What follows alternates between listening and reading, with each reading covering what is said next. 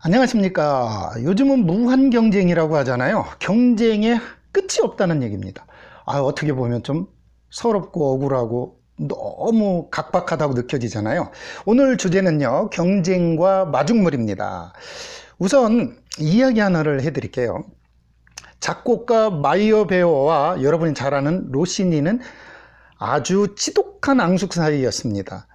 마이어 베어가 어느 날 자기 작업실에서 피아노로 이렇게 작곡을 하기 위해서 앉아 있는데 창밖에서 이 어코디언 소리가 들려옵니다. 그것도요, 앙숙 사이인 경쟁자 로시니의 세빌리아의 이발사가 딱 연주되는 거예요. 그러니까 연주에, 이 작곡에 집중할 수 없었던 베어가 창문을 싹 열고 그 아코디언 연주자에게 한마디 합니다. 이보시게, 자네 내가 5프랑을 줄 테니까 제발 로시니 집 앞에 가서 1시간 동안만 내 오페라의 접속곡을 연주해 주게 좀. 그러면 안 되겠나? 그러자 이 어코디언 연주자가 한마디 합니다. 죄송합니다. 저는 그렇게 해드릴 수가 없겠는데요. 저는 바로 그 로시니 선생에게 10프랑을 받고 지금 선생님 앞에서 연주 중이거든요. 라고 말합니다. 이 경쟁과 질투, 밀접한 관계가 있죠. 요즘 오디션 프로그램을 보면요, 아주 트롯이고 뭐고 난리도 아닙니다. 경쟁이잖아요. 근데 이 경쟁이 선한 경쟁이면 좋지만 질투심을 유발하면 보기에도 안쓰럽습니다. 왜냐고요? 이런 거죠. 경쟁심과 질투심을 우리는 좀 혼동하는데, 경쟁심은요, 재능의 양식이 되지만 질투심은 마음의 독약이 됩니다. 경쟁심 속에서는 사랑과 우정 그리고 성장이 담겨 있지만요, 질투심 속에는 미움과 시기 그리고 부정이 담겨 있습니다.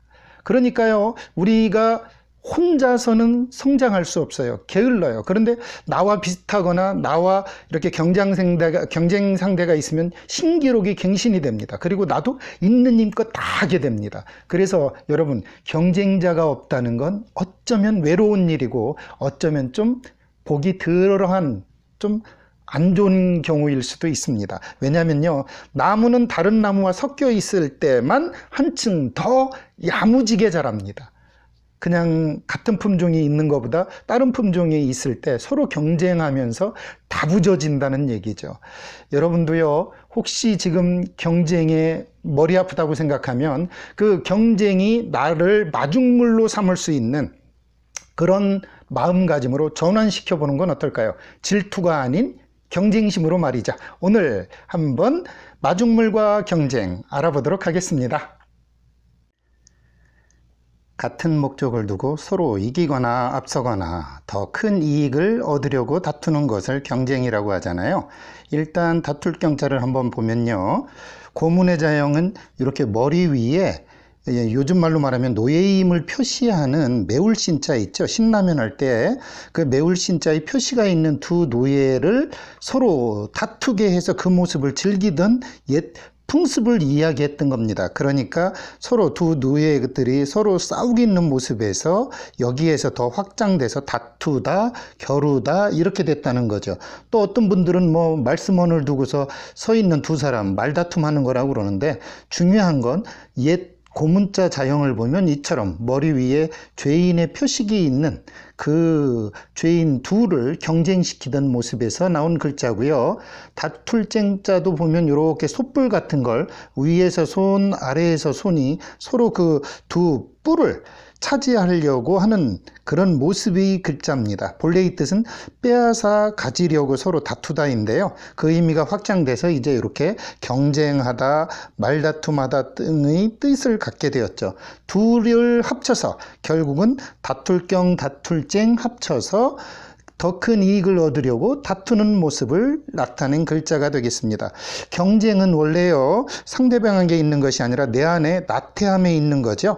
그 나태함에 경쟁을 할 때 그때 상대방은 마중물이 되어 내 안을 깨우는 거죠. 재미로 알아보는 말 마중물도 좀 알아보도록 하겠습니다.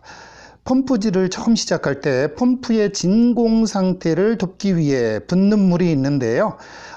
펌프질을 오래 하지 않으면 진공 상태가 유지되지 않아 땅속 물을 끌어올릴 수 없잖아요. 이때 물을 끌어올릴 수 있도록 위에서 붓는 물을 마중물이라고 합니다. 그러니까 마중물에서 마중은 이처럼 오는 사람을 나가서 맞이함이란 뜻이 있습니다. 그래서 마중물은 맞이하는 물이란 뜻도 될 수 있지 않을까요?